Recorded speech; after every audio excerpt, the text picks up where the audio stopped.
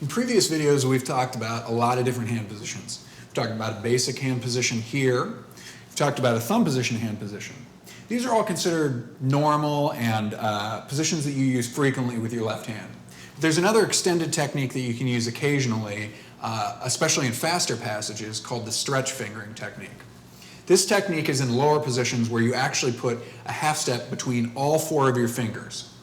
You should try to avoid using this technique in this position down here, half position or first position, because unless you have a very large hand, it's hard to get those half steps in tune.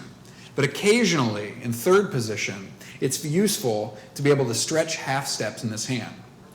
I say that you should try and use a pivot as often as possible before you use stretch fingerings, because stretch fingerings are very difficult to get in tune.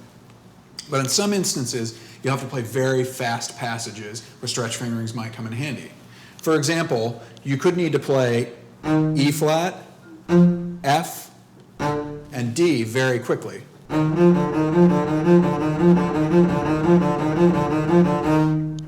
Where it might be easier to stretch the hand out rather than try to shift or pivot all the time.